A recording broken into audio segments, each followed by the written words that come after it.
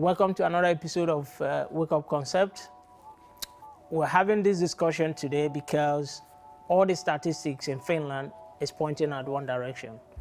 The racism, the discrimination against Africans and people of African descent is going to a very worrying dimension, and that is why it is important for us to continue the discussion. Today I have with me two important guests, professionals in Finland, Laura Smith and Emma Jelley.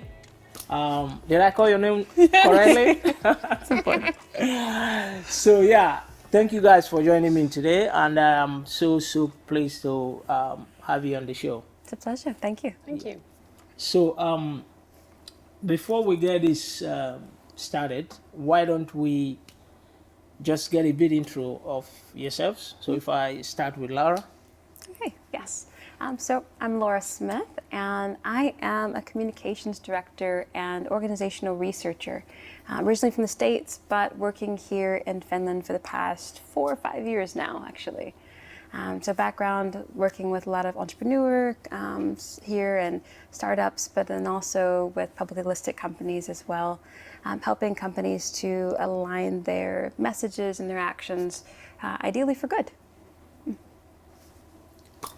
Yeah, so I'm half British, half Finnish person. So I was born in Finland, but I've lived nearly all my life abroad, mainly in the UK. So my professional background is as a lawyer, and I spent a big chunk of my career at Google in London, running the UK Ireland legal team. And thereafter I worked in a tech scale-up in London as a general counsel, moved to Finland, joined Fondia as a senior legal advisor, and now I operate as a leadership coach. Excellent, excellent. Thanks for that intro. And so just to kick this off, Emma, why is this so important for you to be here with us today? For me, racism is an affront to my personal values. That's effectively it. And so I've been seeking self-knowledge in this area, trying to educate myself about the experience of Black people in the work life especially, and through conversation, dialogue, reading, thinking, I just feel I need to do something. And when I started following your material on LinkedIn and made a summary of one of your interviews, and when you reached out to ask me to discuss, well, if you think that'll be helpful, then I'm going to do it. So that's why I'm here. Yeah. Excellent. That makes thanks. I mean, I'm really glad that you're able to make it, because we need people like you to actually get this conversation going. And of course, we also recognize the fact that, even pointing to the previous discussion we've had, we that are actually saying that the system is not quite working well for us in terms of getting access to employment and other social issues that we're complaining about. So without people like you, it will even be more difficult for us to to continue or to even have this dialogue to a point where changes will start to happen. So I'm truly grateful that you're here. But Laura, if I could just mention, so in your case, as an African American professional working in Finland, we have lumped, we did our best to lump, all Africans or Black people in one, in one basket. So could you just open that a bit and how you see it, and hopefully we could, understand the differences among the people of African descent in Finland. Gladly. Honestly, I'm here to be able to talk almost about that, actually, the fact that we have a lot of diversity in diversity. Okay, so when it comes to thinking about Black people, there's no one experience there is one serious concern that we all have to consider, which is racism. But how it plays out and when and where it plays out does differ for a lot of people, and the impacts differ. So from my view, I would say we have, at least 4 different Black communities here in Finland. You have people who are directly from Africa, who are immigrants, first generations coming over here, and they come with different experiences. They are having their own realities here, and that's one thing. I think we often think about that group as the Black group in Finland. But then you also have people like me. I'm from the African diaspora. My family is from the States. So when it comes to it, I grew up in a place that has a different culture from a lot of other people that I meet who have my skin color. And I have a certain privilege of passport to a certain degree. And that's something I don't take for granted. But that's something that I realize does happen, and that I get a certain experience that differs from a lot of other people here. You have people who are descendants of people who immigrated from Africa who were born here.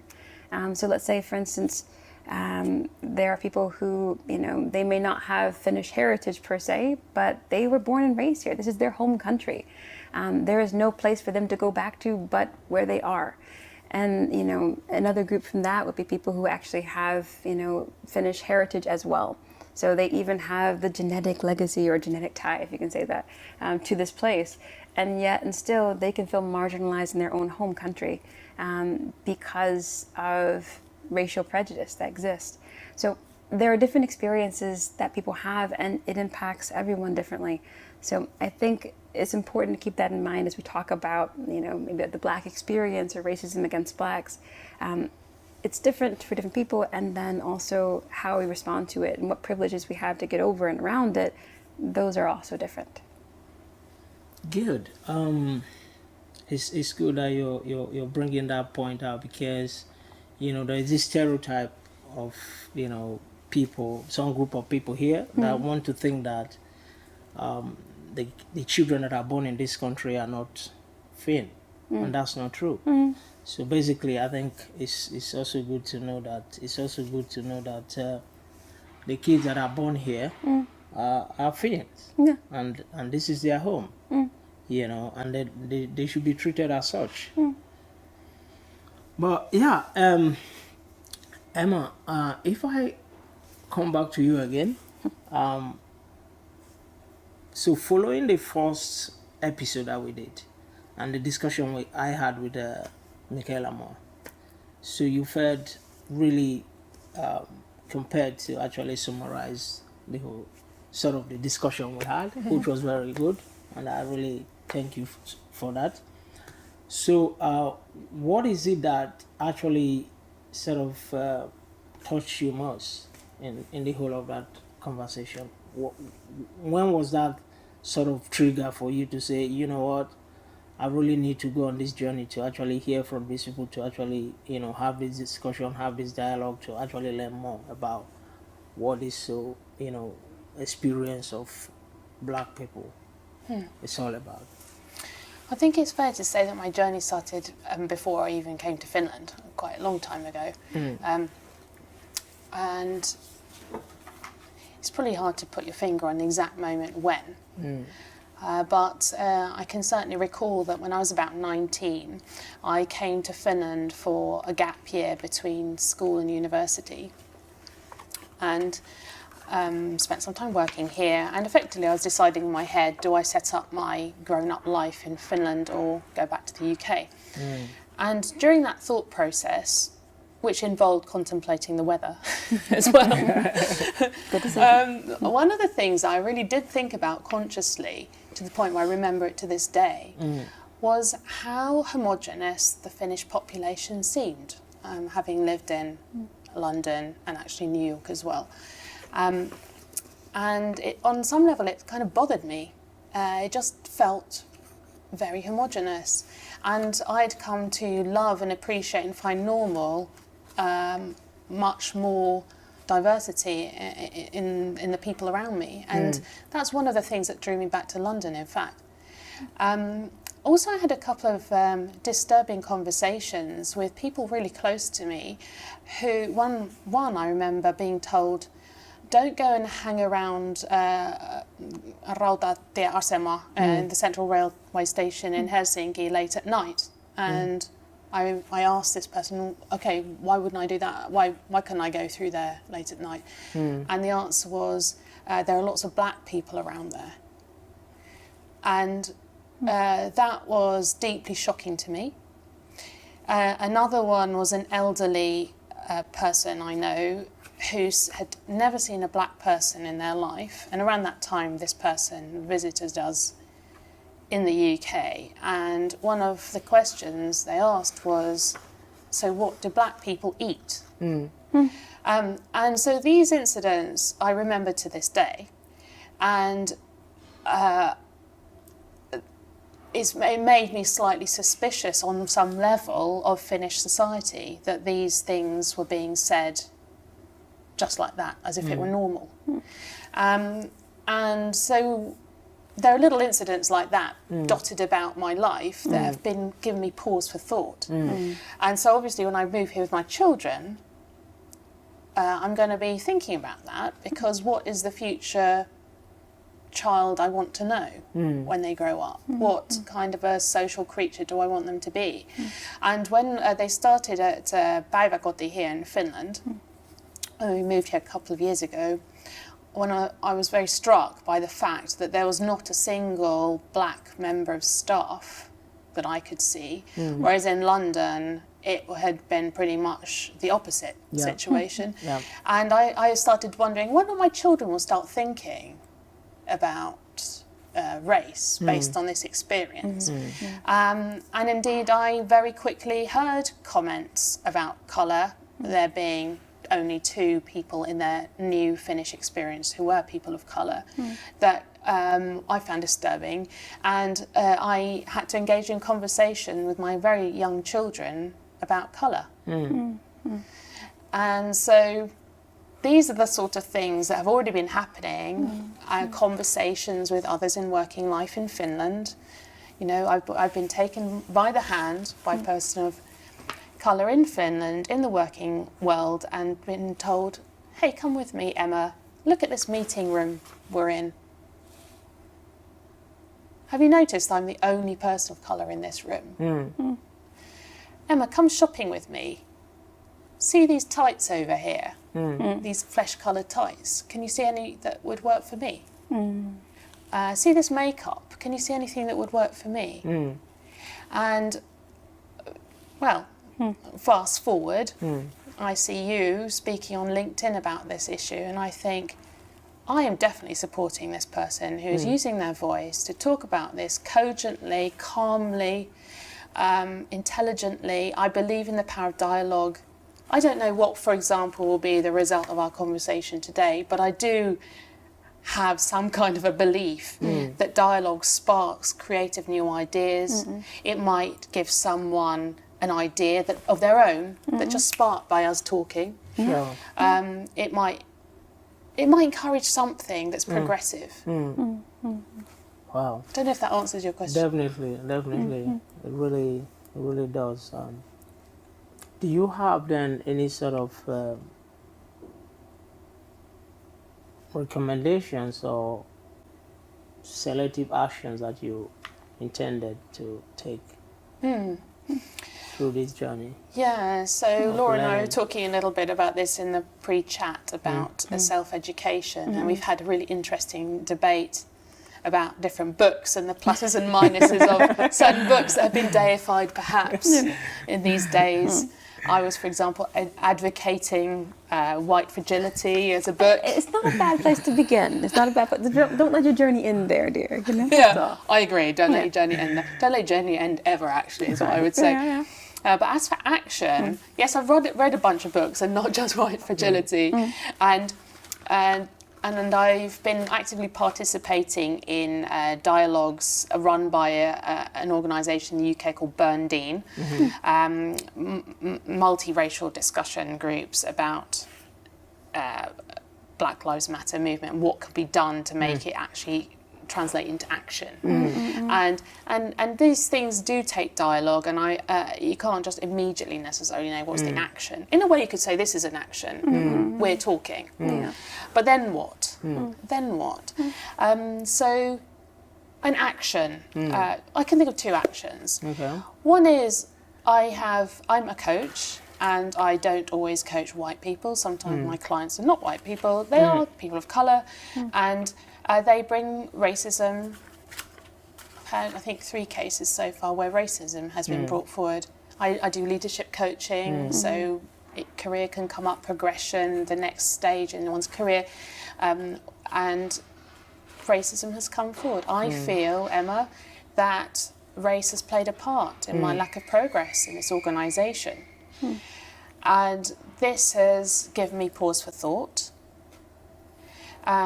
One of the actions I've taken is to do some research into how interracial coaching relationships, the dynamics of them. And I've come across some interesting information which has helped me, I hope, improve my coaching. I've become aware that there's research to show that in interracial coaching, a white coach coaching a black coachee might not challenge their coachee as much as they might a white one because of latent fear of appearing prejudiced or because of there's other data as well, but that's one of the things. And so this is something I need to be aware of, because in order to serve my client, I need to challenge them where challenge is due.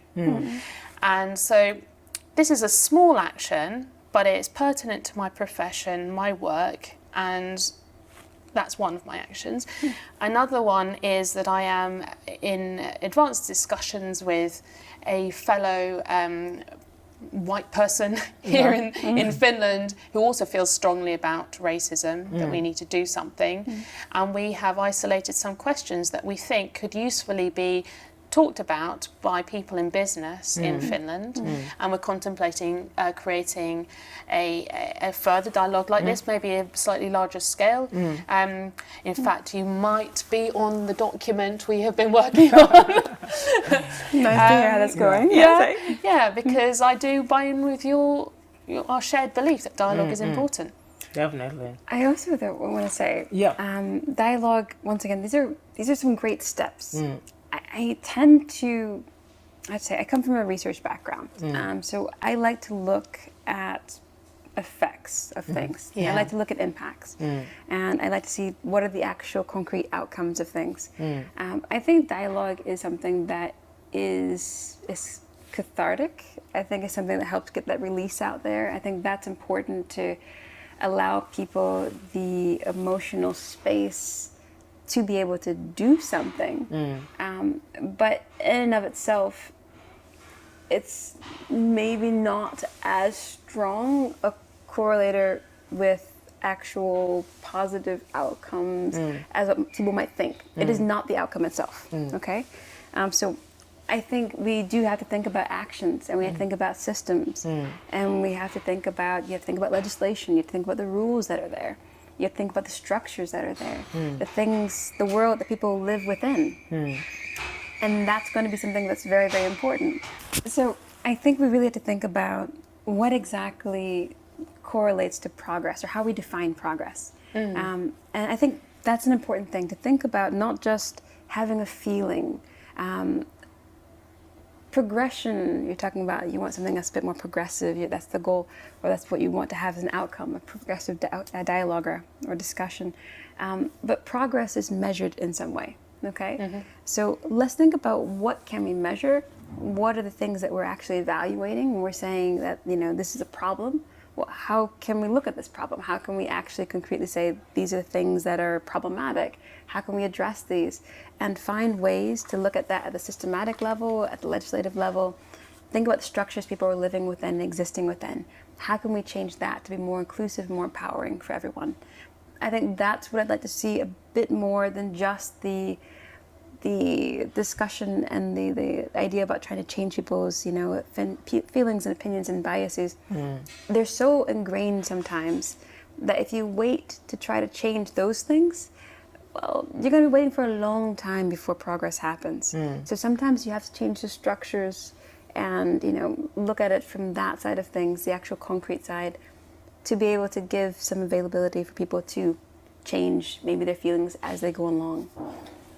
With that, right, I think understanding that, you know, most people doesn't even want to agree that this issue exists, or they are even like very uncomfortable to even discuss it. So how do we sort of initiate this kind of to actually get some concrete, you know, result moving forward? Well, from communications standpoint, you would try to start with what the commonality is. You look at some things that people agree with. People agree in Finland that we should be equal. That's a common value. Okay, we should be equal. We should have, you know, equal access to education. We should all have equal access to opportunities. Yes, this is what Finland's about, right? Okay, if you show there's a discrepancy, then you highlight the problem. You say, well, that should be what it is, but it's not this, okay? And it's not this because of these reasons. And that's where research needs to come in, by the way, to be able to say, these are the reasons why. Or these are some areas where it's not the case and we could make some changes. Then if you tie it back to that value, it's a bit easier to get people on board with that sense. Well, if this is the case, you know, for certain groups because of these barriers, well, why not just remove these barriers and have that equality that we're all talking about to begin with, you know? So I think tie it to something that's a core value to people that people can agree with, and then try to make sure you can draw that line between there and the problem that you're identifying. You can't sell people necessarily on something that is so maybe intrinsically linked in them, you know. People may believe that, you know, there are racial differences that affects, you know, performance and outcomes in that sense. They may have those beliefs ingrained in them, but maybe their belief in an equal Finland is stronger. So take what you can and build from there. That just makes me think about narratives. Then if we were to play with the idea that it's merely a self-told narrative that Finland is an equal place, a country of equality, and well, it is only a narrative as there is data that has been surfaced to show that this is not actually the case. And there I'm thinking of the Non-Discrimination Ombudsman's relatively recent report on Afro-Finnish experience in the workplace, where data shows that Afro-Finns actually experience discrimination. So if we have a nation that's historically been rather homogenous, that's created a narrative that we're an equal, inclusive society, I can't imagine it taking kindly to a counter-narrative. Well, I think there are a couple of things to think about that, right? I mean, you're right. That's something that will not usually get as much press. But what people think about is people should think about selling the story of how it can align better with the narrative. So say, for instance, if the narrative is that Finland is perfect, then that's going to be problematic whenever there's any kind of counter data that comes up. But if you have a narrative that Finland is striving for perfection or striving for betterment, if you have a narrative that they're going towards inclusion and they're trying to be progressive, once again, progress is measured by, you know, distance over time, right? So let's think about talking about this, charting this. This is part of the progress. This is part of being progressive as a country. That's something that you can rope into that narrative, but you might have to do some modification to that brand. It's not just a narrative that's being spun. What Finland has put out is an aspirational brand, okay? And this is who they think of themselves. This is what they're trying to be. This is what their goal is, what they want to be in this country. So how can we put this into that? How does it situate into that? And I think it can fit quite well if we think about this as another avenue where we can be champions of progress. This is making me really want us to together flush out a really tangible, exciting story of the future. What is the big, hairy, audacious societal goal we have for Finland? Like, if I were to put my coaching hat on, I'd say, let's take a solution focus. Let's imagine, you know, X years from now, I don't dare define X based on history, but X years from now, we know that this society has got racism under control, and we believe it operates in a way that is aligned with, I would dare to say, our shared value of equality and justice. So how do we know that's happened? What's changed? I don't know if I should answer that, but my set of thinking would be that, you know, when people, because at the end of the day, having access to employment is very important. So, and then more participation in different aspects of life is also a way to quantify that, because as soon as people begin to, first of all, have a good, reputable job, or if they are able to, maybe they have talent, they're able to develop their talent and be part and see themselves as part of society, I think that is when we begin to have that sort of belief and like feeling that we're part of the system and we're part of the society. I don't know if that makes sense, but that's obviously what I would think. Because for me personally, right, I have my experiences working in Finland and doing, you know, engaging and trying to do my very best. It hasn't been that easy because first, my experience shows me that the people I encounter, you know, as a way of trying to, you know, integrate into the society, as a way of me trying to be a good citizen with the things I do, with the job I do, they often overlook how long I've been in Finland, what is it that I've been contributing, you know, so many things. But the only thing, or what I've seen, or what I've experienced, is that the first thing that comes to their mind, or what they see, is obviously my race. Where is this person from? Why did he think that he can do this? And why are other people not doing what you're doing now? And why do you think, you know, we've heard, you know, a lot of stories about Africans, and to be quite honest with you, you know, Africans doesn't have really good reputation in this country. So what are you going to do about that? Confrontations that I've had. And there was a time I had one guy walk up to me and say, you know what? You are in this event space trying to build African Nordic business conferences. I'll see how far you're going to run with that. Yeah, someone said that to me. So I think that's not something that is very encouraging, you know. One of the things I picked up from what you just said was that in that exchange, you were being called upon to represent the entirety of people of African origin. Exactly. And that is an example of that the white people generally don't have to deal with in their day-to-day life. People don't generally say to me, you know, white people, they're pretty well known for doing X, Y, Z. That just doesn't happen to me. And there is, I imagine, a degree of exhaustion that would come from repeatedly finding yourself in those sorts of dialogues. Definitely. It's very tiring, and it comes to a point where, you know, I normally tell people that, please, I'm not carrying the entire African culture on my shoulders, right? I'm just a person trying to do my little best.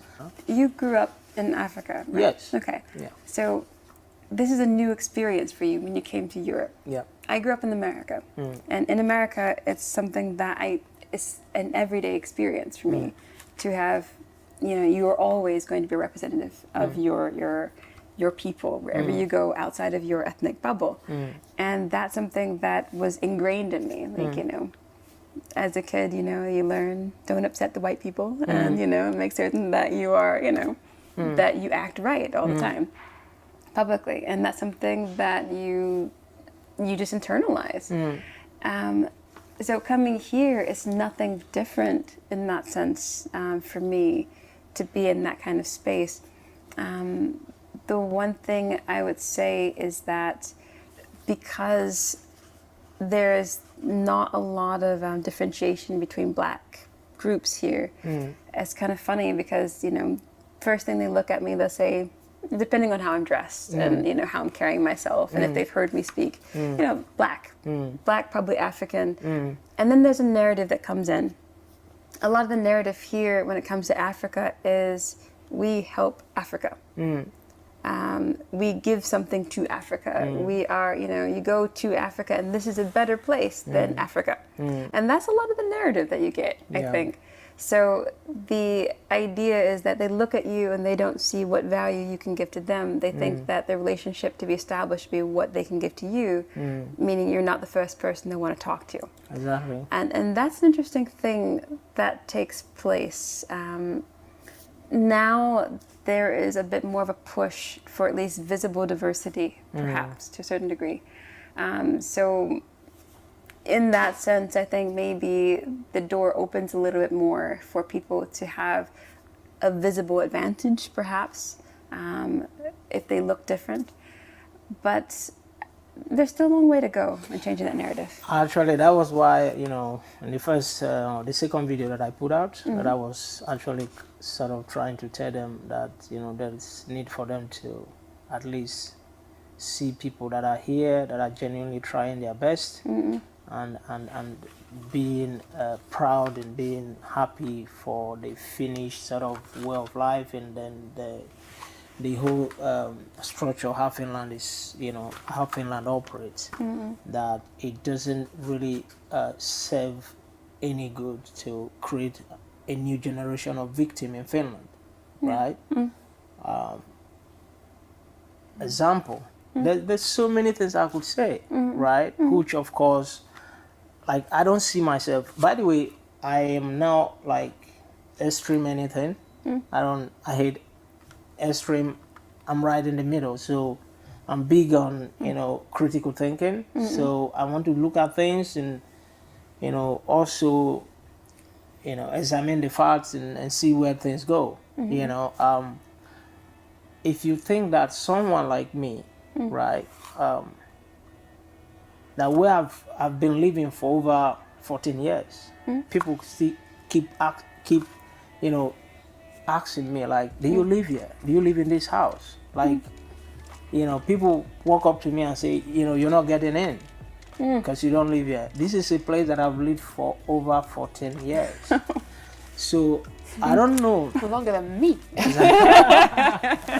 I don't even know how that will look like if it will be if the question will be the other way around, right? But anyway, these are some of the things that me personally I don't care about because I'm from Nigeria. I mean, I'm a Nigerian. I've gone through a lot of things, and you know, to actually be a Nigerian itself is a whole different experience. I've been through Heathrow immigration with a Nigerian friend, and I can tell you that her experience was very different to mine.